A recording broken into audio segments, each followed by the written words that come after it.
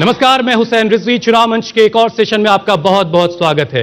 आज हम अदब के शहर लखनऊ से आपके साथ सीधे जुड़ रहे हैं और इस शहर लखनऊ से करीब 120 किलोमीटर के फासले पर एक शहर फैजाबाद हुआ करता था, जो आज के वक्त में वजूद में नहीं है।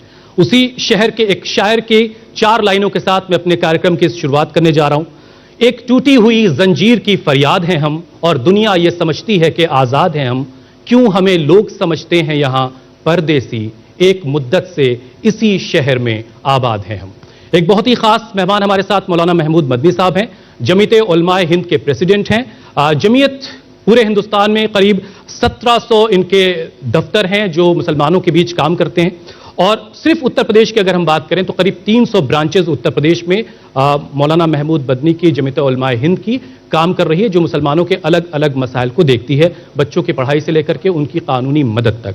तो मौलाना महमूद मदनी साहब किसी तारुफ के मोहताज नहीं है। मदनी साहब, सवालों और जवाबों के सिलसिले की शुरुआत करते हैं। सबसे पहला सवाल ये कि उत्तर प्रदेश चुनाव में जाने वाला है, जमीयत उलमाए हिंद और महमूद मदनी किसके साथ हैं?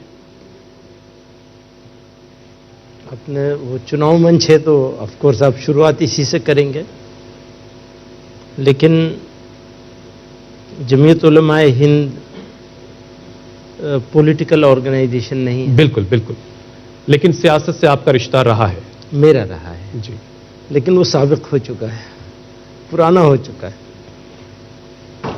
तो ये कहना, ये सवाल जमीयत उलमा हिंद के हवाले से अगर किया जाएगा तो जवाब वही है कि जमीयत उलमा हिंद का तो पॉलिटिक्स से कोई लेना देना नहीं है, लेकिन वो हमारी जिंदगी का हिस्सा है। नहीं, इससे पहले के वक्त में कई बार ये बातें कही गई कि फलां को जिताइए और फलां को हराइए। उस मुनासबत से मैं सवाल। हाँ, वो ठीक है। हमारा ये मानना है कि किसी को जिताने के लिए तो जरूर कोशिश करनी चाहिए, किसी को हराने के लिए कोशिश नहीं करनी चाहिए। चलिए, ये बड़ा खूबसूरत सा आपका जवाब है। अब दूसरी बात तो ये है कि योगी जी के वक्त में, पिछले 4.5 साल से ज़्यादा वक्त का जो उनका कामकाज रहा, उस दौरान उत्तर प्रदेश के मुसलमानों की हालत कैसी? आप बहुत काम कर रहे हैं मुसलमानों के बीच, तो मुसलमान आपको इस दौर में किस हाल में मिला?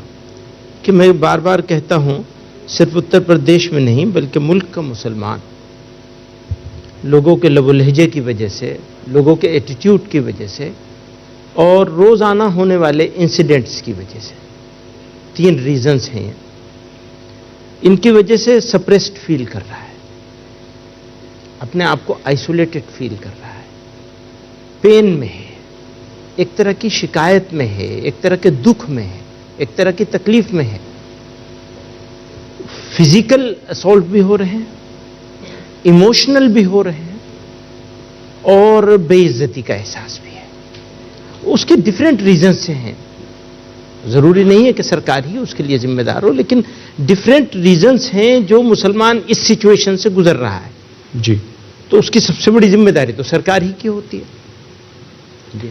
लेकिन इस बीच एक जिम्मेदारी आप जैसे बड़े लोगों की भी है, जिनकी रसाई सरकारों तक भी होती है। तो इतनी पुरानी ऑर्गेनाइजेशन और इतना पुराना देवबंद जहां से आप आते हैं, जहां से आपका ताल्लुक है, उसने ऐसा क्या किया पिछले वक्त में जो मुसलमान सप्रेस फील कर रहा है? वो वैसे हालात कैसे बन गए, इतने हालात खराब कैसे हो गए अगर आप ग्राउंड पर काम कर रहे थे?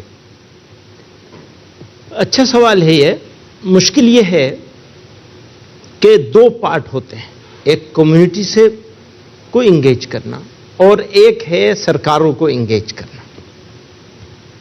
तो मैं समझता हूं जमीयत उलमा हिंद एक ऐसी ऑर्गेनाइजेशन है जिसने हर जमाने में हर तरह की सरकार को इंगेज करने की कोशिश की।